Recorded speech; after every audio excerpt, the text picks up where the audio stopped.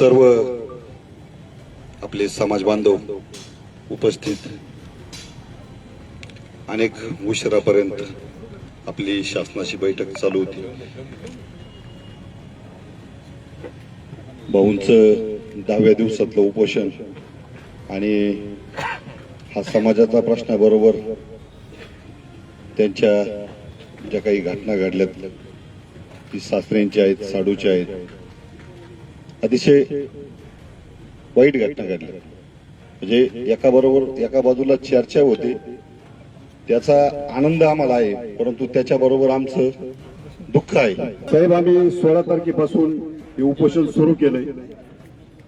अनेक वेदना, दुःख, अनेक प्रसंगांना आम्हाला या ठिकाणी सामोरं जावं लागलं, परंतु आम्ही कुठल्याही प्रकारे नाउमेद न होता हा लढा समाजाच्या हक्काचा लढत राहिलो।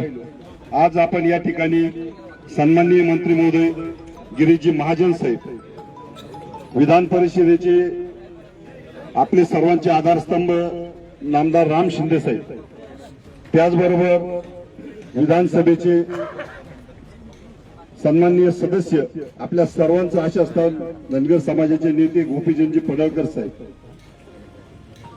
आपले ज्येष्ठ नेते माजी आमदार आनंदराव पाटील साहेब, आपल्या धनगर समाजाचं भूषण, होळकरशाहीचं भूषण भूषणसिंह होळकर साहेब, बाकीचे सगळेच आपण आणि राज्यसभेचे खासदार वडकुते साहेब या ठिकाणी उपस्थित आहेत। मी 2 मिनिटांमध्ये फक्त तिथल्या बैठकीत आपली जी चर्चा झाली त्याच्यावर चर्चा करू, कारण आपली चर्चा जी तिथं अंतस्थ झाली, परंतु इथं जे समाज बांधव आहे तर त्यांनाही ती कळली पाहिजे।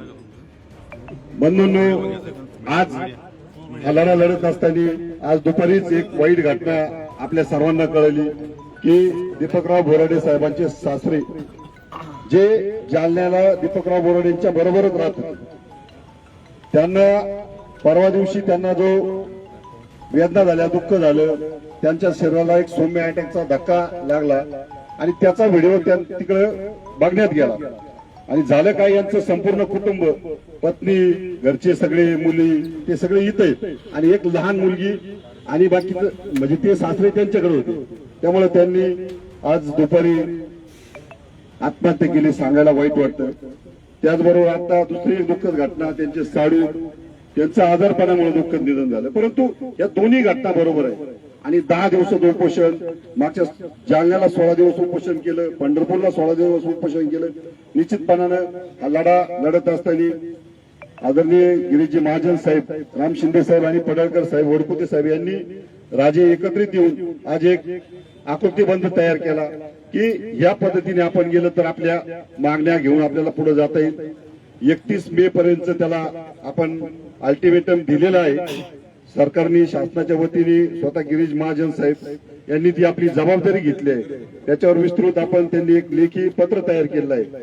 भले आज आपल्याला वाटत होतं की दीपकराव बोराडेंनी स्पष्टपणे सांगितलं होतं या ठिकाणाहून एक तर एसटी आरक्षणाचं सर्टिफिकेट आपल्या हातात मिळेल किंवा माझी डेड बॉडी या ठिकाणून जाईल, परंतु भाऊंना दुपारपासून आम्ही सगळ्यांनी विनंती अशी केली की भाऊ, कुठल्याही परिस्थितीत आपल्याला उपोषण थांबवायचं।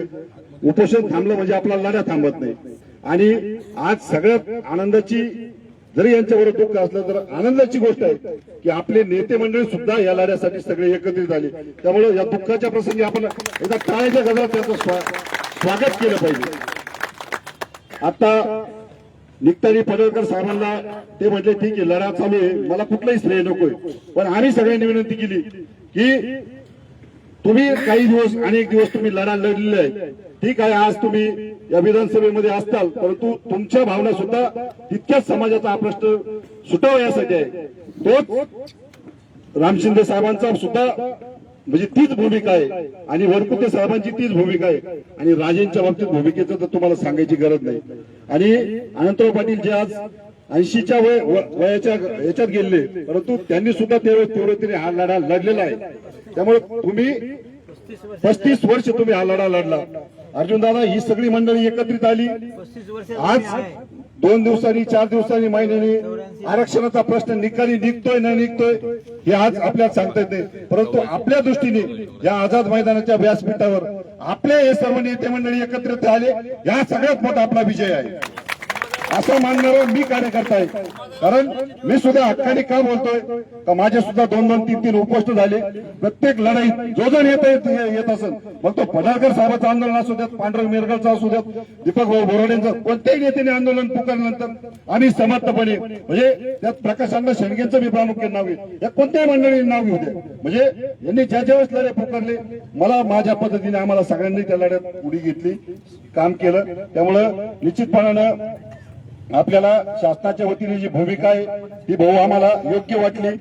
तुमच्या अप्रोक्ष काही गोष्टी तुम्हाला मान्य नव्हत्या, परंतु तुमचे सगळे सहकारी लढ्यात असणारे बरोबर आम्ही त्याला मान्यता दिली आहे. भले तुम्हाला तुमच्या मनात ते पटणार नाही, परंतु आमची तुम्हाला सगळ्यांची विनंती की आता आपण हे उपोषण स्थगित करावं, थांबावं आणि यानंतरचा लढा आपण नेटाने लढू. कारण तुम्ही जगणं आमच्यासाठी तितकंच मोठं आहे. म्हणजे लाख मेले तरी चालतील, पण लाखाचा एक पोशिंदा जगला पाहिजे, अशी भूमिका आमची आहे. भाऊ तुम संघर्ष करो, हम तुम्हारे साथ हैं। भाऊ तुम आगे बढ़ो, हम तुम्हारे साथ हैं। निष्ठाक राजमाता अहिल्यादेवी होळकरांचा जय हो।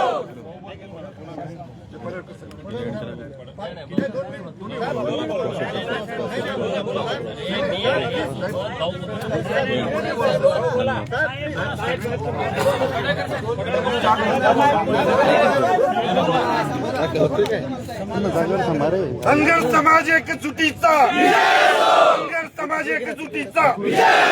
धनगर समाजाच्या एसटी आरक्षण अंमलबजावणीच्या निमित्तानं सातत्यानं धनगर समाज संघर्षाच्या भूमिकेमध्ये आहे. अनेक आंदोलनं गेल्या 40 वर्षामध्ये सुरू आहेत.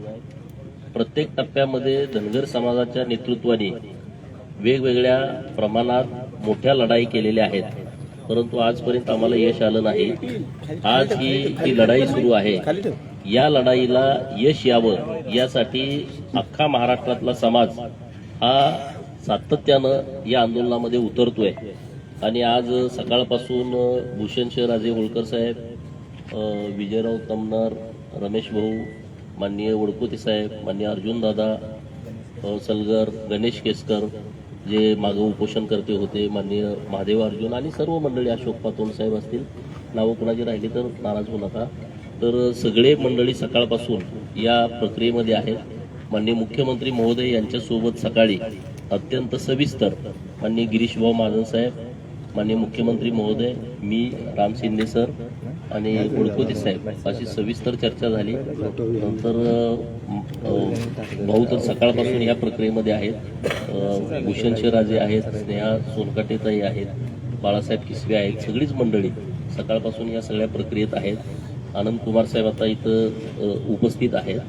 तर भाऊ, आमची विनंती हीच आहे की सुप्रीम कोर्टामध्ये 2 तारखेला जी तारीख आहे, आम्हाला कोर्टातूनच हे सहज शक्य होऊ शकतं. याच्यावरची सगळी डिटेल चर्चा आपली आता बैठकीमध्ये तास 1.5 तास झालेली आहे.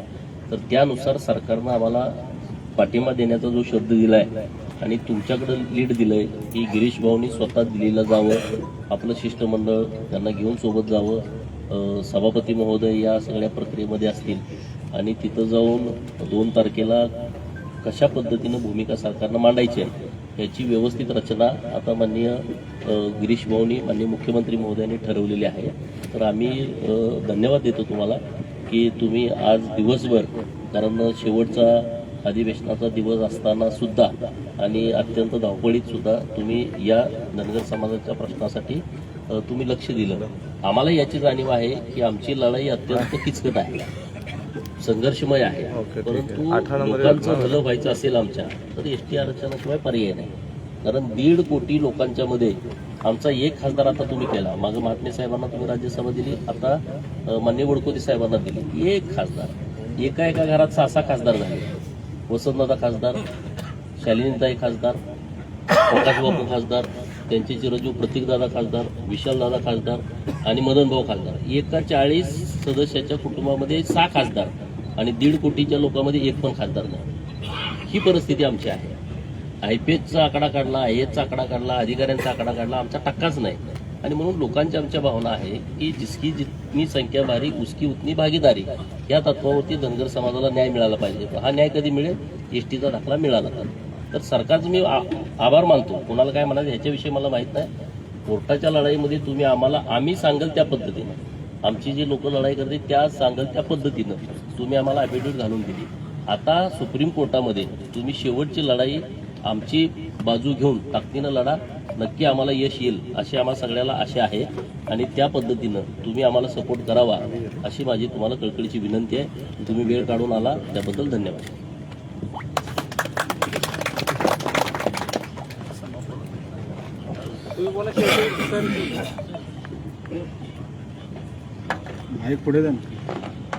आझाद मैदान मुंबई येथे गेल्या 10 दिवसापासून दीपकभाऊ बोराडे आणि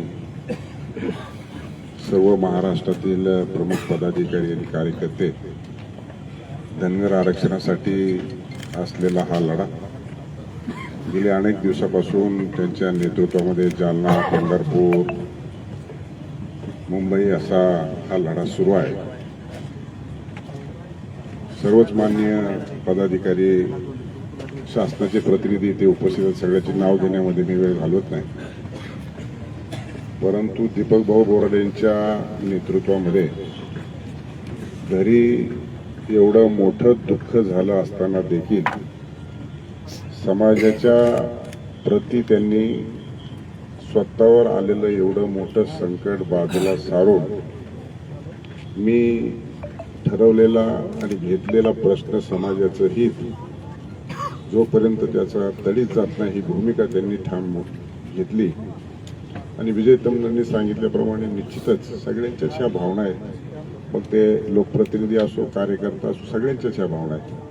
परंतु प्रातिनिधिक स्वरूपामध्ये त्यांनी जे आंदोलन केलं, शासनाचं लक्ष वेधलंय, मलाही ते भेटले. आणि म्हणून आता आमदार गोपीचंद पडळकर यांनी सांगितल्याप्रमाणे सुप्रीम कोर्टामध्ये एक तारीख आहे. माननीय गिरीश महाजन साहेब त्याच्यात विस्तृत स्वरूपामध्ये काय चर्चा झाली ते सांगतील. परंतु तुमचं आमचं सर्वांचं हेच मागणी गेल्या अनेक वर्षानुवर्ष अनंत कुमार पाटील देखील आहेत. त्यांच्या कालखंडापासून हा लढा सुरूच आहे. प्रत्येक वेळीस नेतृत्व किंवा पुढाकार घेणारे व्यक्ती जरी असेल तरी समाजाचा प्रश्न हा एकच आहे. त्यामुळे हा प्रश्न सुटला पाहिजे. आणि म्हणून राज्याच्या सरकारच्या माध्यमातून असेल, केंद्राच्या सरकारच्या माध्यमातून असेल, दीपकभाऊ बोराडेंनी अतिशय हा काळजावरती दगड ठेवून समाजाच्या प्रती त्यांनी ही जी भूमिका घेतली ती तमाम महाराष्ट्रातल्या धनगर समाज बांधवाच्या माध्यमातून त्यांचं ऋण म्हणावं तेवढं थोडंच आहे. आणि त्यांची हा प्रश्न आरक्षण मिळण्यासाठी जी हिंमत आहे ती खऱ्या अर्थाने वाखण्याजोगी आहे. आणि म्हणून ही भूमिका घेतलेली आहे त्यांनी. त्यामुळे अनेक विस्तृत प्रश्नावरती चर्चा झालेली आहे. त्याच्यामुळे जास्तीचं अधिकचं न बोलता येणाऱ्या कालखंडामध्ये शासनाच्या माध्यमातून आणि सुप्रीम कोर्टाच्या माध्यमातून आवश्यक ती ज्या सर्व प्रक्रिया आहेत ते गिरीश महाजन साहेब आपल्या भाषणातून सांगतीलच. आणि म्हणून ते आपण आंदोलन जे केलंय ते निश्चित स्वरूपामध्ये एक दिशा दर्शक ठरवणारं हे आंदोलन आहे. आणि त्यामुळं आपली तब्येतही बरोबर नाही. मी इथं सगळ्या डिपार्टमेंटला सांगितलंय की त्यांचे पॅरामीटर्स सगळे चेक करावेत, कारण गेले 10 दिवसापासून हे उपोषण सुरू आहे. आणि म्हणून निश्चित स्वरूपामध्ये हा आरक्षणाचा प्रश्न सुटला पाहिजे. पण तुमच्या तब्येतीची देखील काळजी सर्व समाज बांधवांना महाराष्ट्रातल्या आहे, ही अतिशय महत्त्वाची गोष्ट आहे. त्यामुळं या संदर्भामध्ये आमदार पडळकर आहेत, आमदार खासदार वटपुते साहेब आहेत, माननीय मुख्यमंत्री महोदयाशी चर्चा झालेली आहे. 2 तारखेला विषय आहे. आणखी अनेक पॅरलल जे विषय आहेत ते निश्चित स्वरूपामध्ये आम्ही सर्वजण त्यासाठी पाठपुरावा करू. आपणही सर्वजण आहेत. त्यामुळं हा समाजाचा गिरीश महाजन साहेब प्रश्न सुटला पाहिजे. आम्ही जरी सरकारचा भाग असलो तरी बोराडे साहेब हे दीपक भाऊंनी त्या प्रश्नाकडे लक्ष वेधलेलं आहे. त्यामुळे ह्या प्रश्नाच्या निमित्तानं आपल्याला हा पाठपुरावा करावा लागेल. त्यामुळं तुम्ही एकटे नाही आहेत, आम्ही सर्वजण आहोत. तुमच्या जो काही समाजाच्या प्रति भावना आहेत तुमच्या समाजाच्या प्रती तुम्ही जे व्यक्त केलेले ह्या वेदना तुम्ही निश्चित स्वरूपामध्ये बाजूला सारून समाजाचं हित लक्षात घेतलेलं आहे. त्यामुळं हा प्रश्न सोडवण्यासाठी आम्ही देखील सर्वजण कसोशीने आपल्याबरोबर आहोत ही भूमिका आहे. त्यामुळे जास्तीचं अधिकचं न बोलता मला वाटतं गिरीश महाजन साहेबांनी या संदर्भामध्ये अधिकची भूमिका राज्य सरकारच्या वतीने जी घेणार आहे ती स्पष्टीकरण केलं तर म्हणजे त्यांचं उपोषण सोडायला आपल्याला सोयीस्कर होईल. माननीय गिरीश महाजन साहेब, मंत्री महोदय.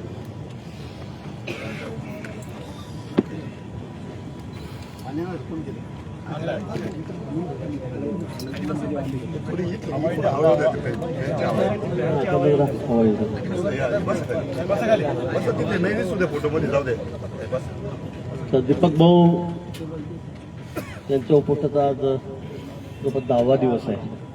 16 तारखेपासून ते या ठिकाणी उपोषण करतायत.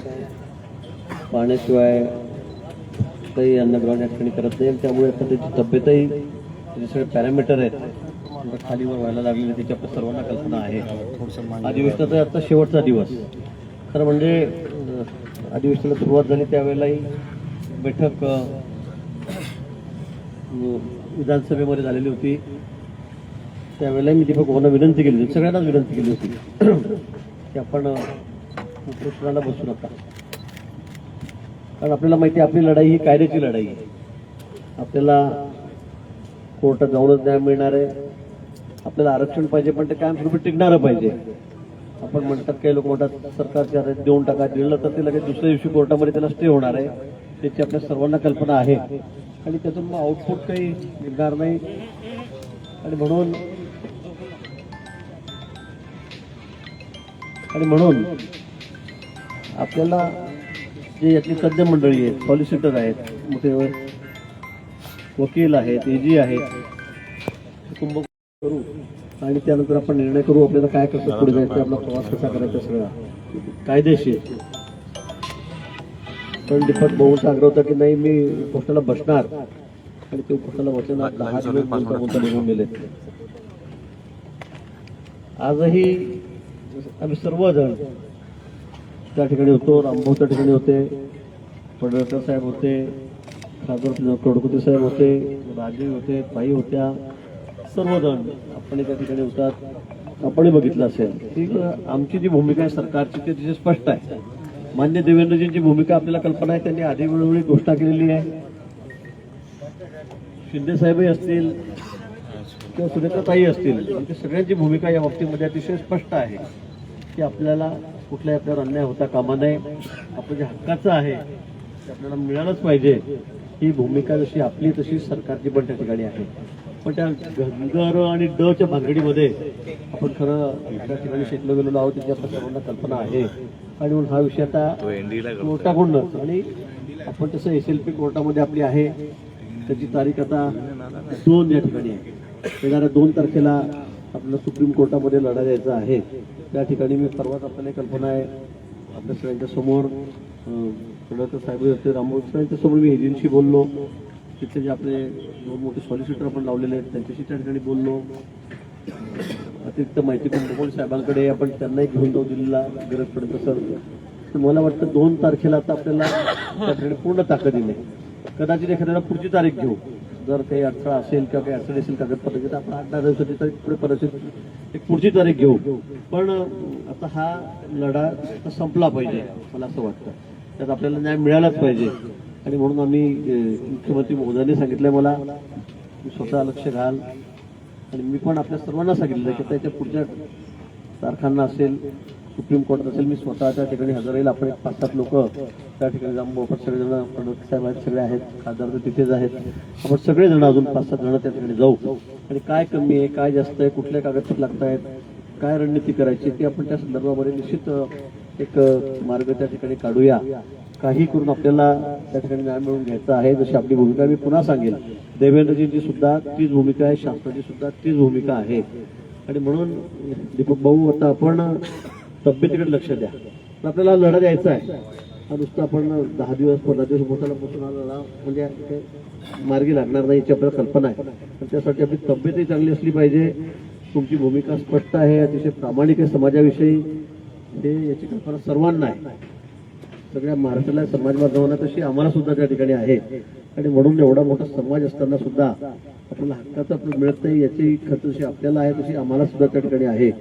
आणि म्हणून आता आपल्या पारड्यामध्ये सगळं पाडूनच घ्यायचं आहे. आणि म्हणून त्यासाठी मी पुन्हा आपल्याला शब्द देईल, पुन्हा आपल्याला सांगेल की आम्ही पूर्ण वेळ आम्ही आपल्या सोबत त्या ठिकाणी आहोत. त्यात कुठेही काळजी करण्याची गरज नाही. जी काय मदत लागेल ती मी स्वतः त्या ठिकाणी, आता मी त्या ठिकाणी बोलणार नाही, पण आपण ती सगळी मदत त्या ठिकाणी करू. आणि म्हणून दीपक भाऊ आता आपली तब्येत चांगली, कारण या लढ्यामध्ये तुम्ही आमच्यासोबत दिलेले असले पाहिजे, तुम्ही त्या ठिकाणी आले पाहिजे. आणि म्हणून मी सांगत होतो आपल्याला की आपण ही सगळी नियमानेच लढाई लढू. पण आता 10 दिवस झाले आपण या ठिकाणी अजून तब्येतीला ताण देऊ नका. मुख्यमंत्री महोदयांशी आम्ही सर्वांना भेटलो, बैठकी झाली, आम्ही बोललो त्या ठिकाणी. आणि म्हणून मी शासनाच्या वतीने या ठिकाणी आलेलो आहे, मुख्यमंत्र्यांच्या वतीने या ठिकाणी आलेलो. शिंदे साहेब बोलले, सुरेखाताई बोललेले आहेत. आणि म्हणून आमची आपल्याला विनंती आहे की आता आपण हे उपोषण त्या ठिकाणी थांबावं आणि 2 तारखेची तयारी आपण सगळेजण करू.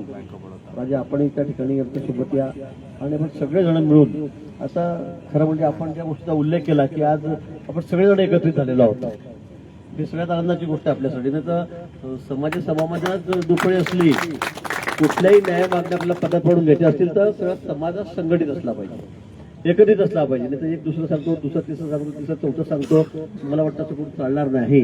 पण आपण शेवटी समाजाला आपल्याला न्याय द्यायचा आहे. आपलं ध्येय एकच आहे या बाबतीमध्ये, हे वेगवेगळं नाहीये. शेवटी समाजाला न्याय देते. आपल्या एसटी प्रवर्गामध्ये आपल्याला त्या ठिकाणी प्रवेश करायचा आहे. आणि म्हणून मलाही या गोष्टीचा आनंद झाला. तरी सगळ्यांना सांगितलं, पडळकरांना सांगितलं, रामभाऊ होते, आम्ही सगळ्यांनी ठरवलं की आता या ठिकाणी आपण एकत्रितपणे जाऊन आता सगळी लढाई आपल्याला पुढची लढायची आहे. आणि याची फलनिश्चिती आज एवढी निश्चित चांगली झालेली की आपण सगळ्या एकत्रित झालेलो आहोत. दिल्लीला सुद्धा आपण सगळे एकत्रित जाऊन त्या ठिकाणी हा लढा लढूया. निश्चित आपल्याला ज्या दुसऱ्या आपण ते मागण्या या ठिकाणी केलेल्या आहेत त्या संदर्भामध्ये सीएम साहेबांनी आपल्याला ओके केलेलं आहे की त्या संदर्भाने मी कुठे कमी पडणार नाही. पण आपली सगळ्यात महत्त्वाची मागणी जी आहे त्या प्रवर्गामध्ये आपण आलो पाहिजे, ही सगळ्यात महत्त्वाची आपली मागणी आहे. आणि त्यासाठी आपण निश्चित आता 2 तारखेपासून या ठिकाणी लढा देऊ.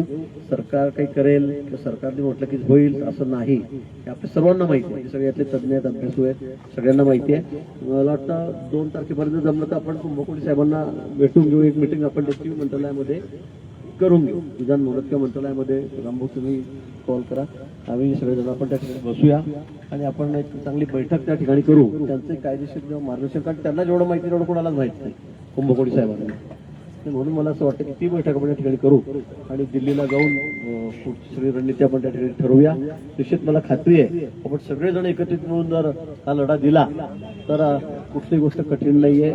निश्चित यश आपल्याला त्या ठिकाणी मिळणार आहे, त्या बाबतीमध्ये आपण खात्री बाळगा. पुन्हा मी आपल्या सर्वांच्या वतीने, शासनाच्या वतीने मी दीपक भाऊंना विनंती करतो की आपण आता आपलं उपोषण थांबवा, तब्येत 2-4 दिवस चांगली करा आणि पुढे आपल्याला पुन्हा दिल्लीला जायचं. तुम्ही आमच्यासोबत दिल्लीला या ठिकाणी नक्की यावं. आपल्यावर मोठं संकट आलेलं आहे याची मला कल्पना आहे. दुपारीच मला ती बातमी कळाली आपल्या सासऱ्यांच्या संदर्भामध्ये, पुन्हा साडूंच्या संदर्भामध्ये. तर संध्याकाळी खरं अशाही परिस्थितीमध्ये आपण या ठिकाणी आहात. खरं समाजासाठी आपली जी तळमळ आहे ती यावरून खरंच दिसून येते. गेल्या वेळी सुद्धा आपण उपोषणाला बसलो त्यावेळेला मी सुद्धा त्या ठिकाणी सगळ्या गोष्टीमध्ये सहभागी होतो. गेले 3-4 दिवस मी या ठिकाणी आपल्याशी बोलतोय. दीपक पाटले, प्रांत रामेश्वरे तुम्हाला फोनवर निवडून देत आहेत. वारंवार विनंती आपल्याला त्या ठिकाणी केली, पण आपण म्हणले की असं होणार नाही. पण आपल्याला कल्पना आहे की कोर्टाशिवाय आपली लढाई सक्सेस होऊ शकणारच नाही 100%. 1% दुसरा चान्स नाही. आणि आपण निश्चित आपलं त्या माध्यमातूनच काय असेल नसेल ते आपण बघू, पण त्या माध्यमातून हे यश आपल्या पत्रामध्ये पाडून घेऊ, म्हणजे ते कायमस्वरूपी टिकणार असेल. अन्यथा मला आपल्या सर्वांना कल्पना आहे, जे यातले तज्ज्ञ आहेत, अभ्यासक आहेत, त्यांनाही माहिती आहे की असं दुसरं इथून थातून आरक्षण घ्यायचं आणि 2-3 दिवसामध्ये परत त्याला स्टे घ्यायचा. मराठा समाजाच्या आरक्षणाच्या बाबतीत तेच झालं होतं मागच्या नारायण राणे साहेबांनी 22-8 दिवसात डिक्लेअर करून टाकलं आणि नंतर मग ते लगेच 4थ्या दिवशी 3ऱ्या दिवशी हायकोर्टाने रिजेक्ट करून टाकलं. मला वाटतं तशी आपली पद्धत होता कामा नाही, तशी परिस्थिती आपली होता कामा नाही. यासाठी निश्चित आपण काळजी घेऊया. आणि म्हणून मी दीपक भाऊंना या ठिकाणी विनंती करेल, माननीय मुख्यमंत्री महोदयांच्या वतीने, शासनाच्या वतीने मी विनंती करेल की आपण आपलं उपोषण मागे घ्यावं. आता आपण हॉस्पिटलला जाऊन 2-3 दिवस आराम करावा आणि त्यानंतर मग आपण आपल्या पुढच्या तयारीला, पुढच्या लढाईला आपण पुन्हा तयार होऊ आणि निश्चित आपल्या पदामध्ये यश काढून घेऊ, ओढून आणू. एवढीच ग्वाही मी आपल्याला या ठिकाणी देतो. या सगळ्या लढाईमध्ये मी आपल्या सोबत राहील, कुठे असू द्या, काही असू द्या, मी आपल्या सोबत असेल ते 2 पाऊल आपल्या पुढे राहील. एवढी ग्वाही मी आपल्याला या प्रसंगी देतो आणि पुन्हा विनंती करून भाऊनी या ठिकाणी दीपक भाऊंनी उपोषण सोडावं अशी त्यांना या ठिकाणी विनंती करतो.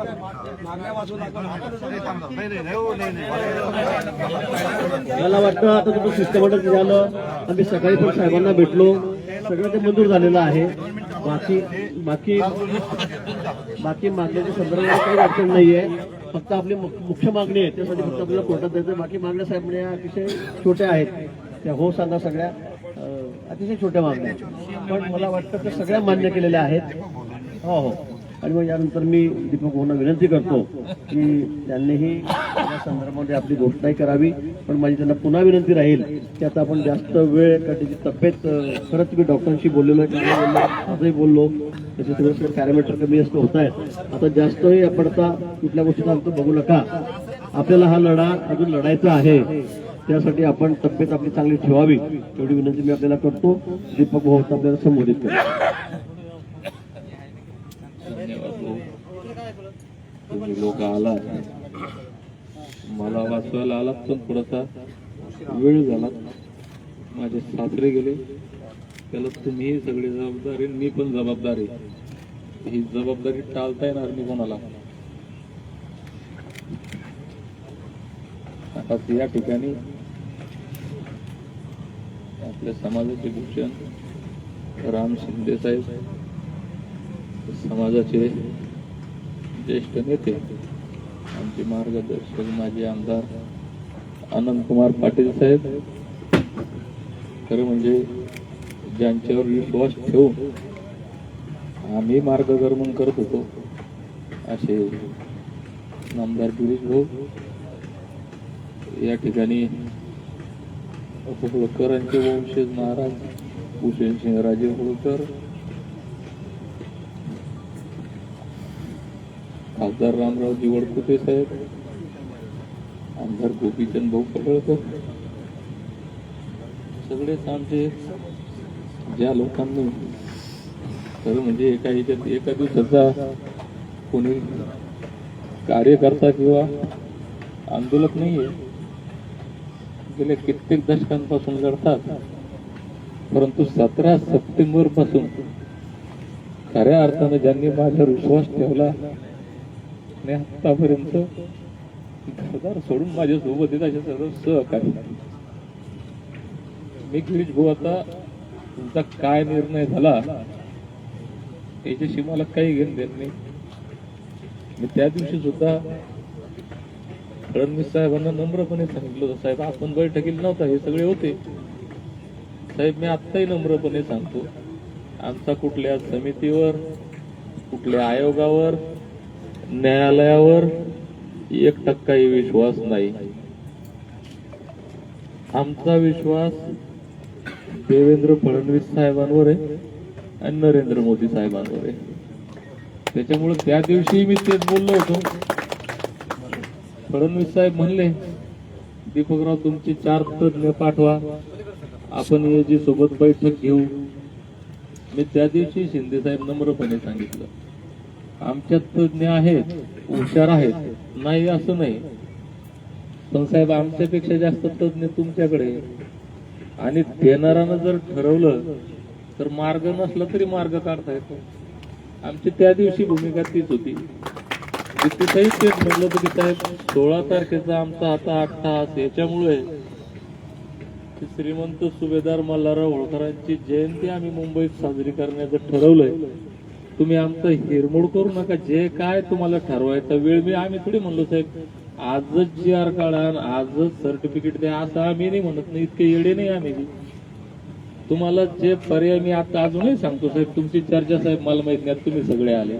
मी याच्यामुळे म्हणलं राजे तुम्ही सगळे जबाबदार लोक आहेत. आता इथून पुढे मला तर कोणी म्हणणार नाही. मी सांगितलं होतं इथून जाईल तर निर्णय घेऊन जाईल, नाही तर माझी डेड बॉडी इथून मुंबईतून बाहेर जाईल. दुर्दैवानं माझी गेलेली, पण माझ्या घरातच डेड बॉडी आता. पण तुम्ही सगळे लोक आहेत, तुम्ही ठरवा काय करायचं ते. धनगराचं कल्याण करा इतकंच म्हणतो.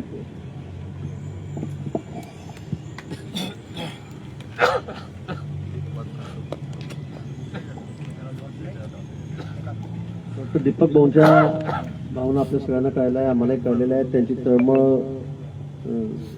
ज्या तळमळी नेते या ठिकाणी बसलेले आहेत, त्यांची तब्येत हे सगळं बघून खरं आम्हालाही काही फार आम्हाला याचा आनंद अजिबात नाही आहे किंवा फार आम्हाला असं इच्छा की अजून वाढावं किंवा आपण इथेच बसावं.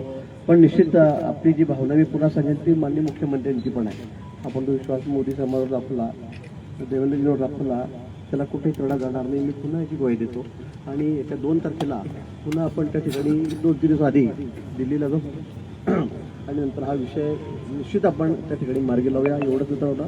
ठीक आहे, आमची काय चर्चा सगळ्यांची झालेली आहे, त्याची आम्हाला कल्पना आहे काय झालं काय नाही. पण आता यावेळेला ही लढाई आता आपण अगदी शेवटच्या टोकापर्यंत नेऊनच त्या ठिकाणी आपण थांबूया, एवढी पुन्हा आपल्याला मी त्या ठिकाणी ग्वाही देतो. असं पुन्हा विनंती करतो की आता आपण उपोषण थोडं आपली तब्येत सगळ्या विषयांवर आपली चर्चा झालेली आहे. माननीय मुख्यमंत्री महोदयांनी सहकार्य दिलेलं आहे, बाकी काही नाही. तर त्यांनी फक्त सांगितलं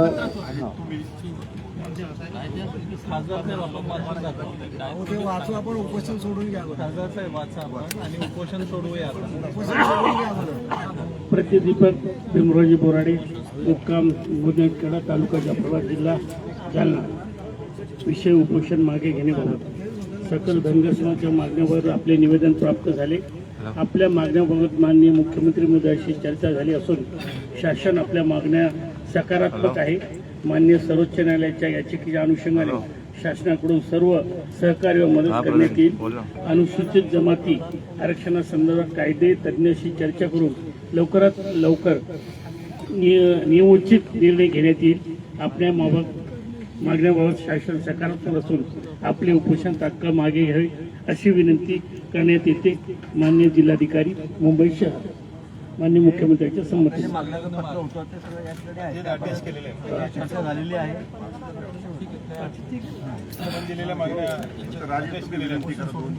सगळ्या समाजासमोर झालेला आहे.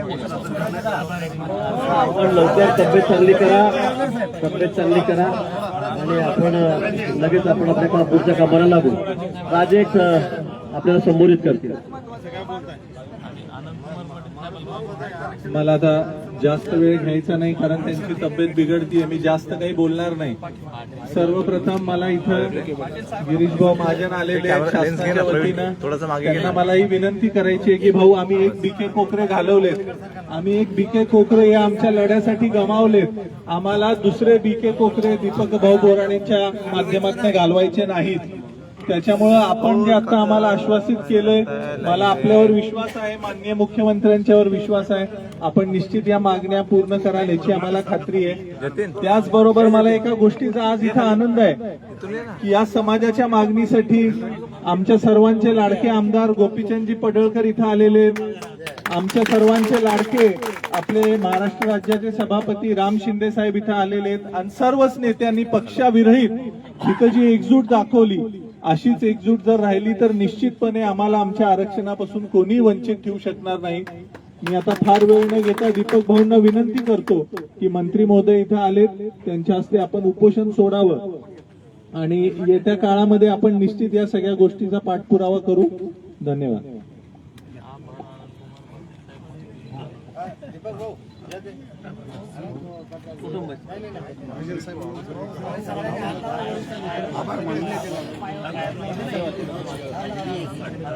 हॅलो. सगळ्यांनी हात लावा. सगळेच नेते दीपक बोराडे साहेब बोलले. पडळकर साहेब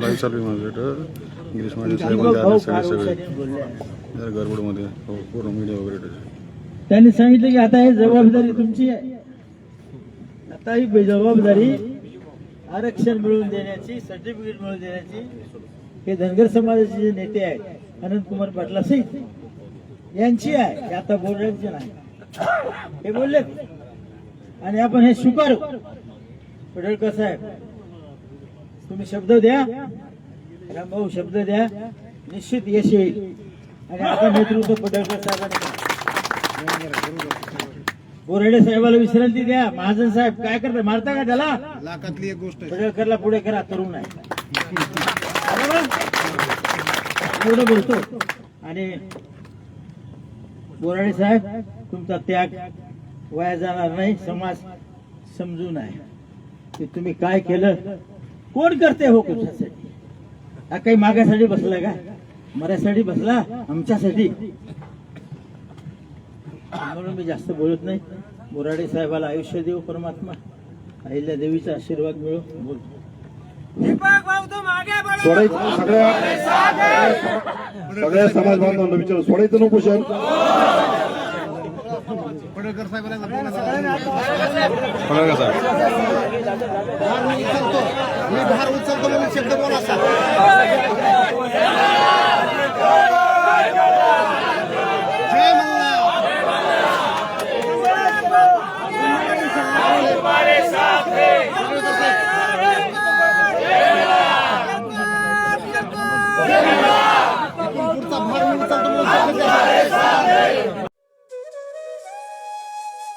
अशाच नवनवीन अपडेट्ससाठी आमच्या खबर गावाकडची या चॅनेलला सबस्क्राईब करा. आमचे व्हिडिओ लाईक करा आणि शेअर करा.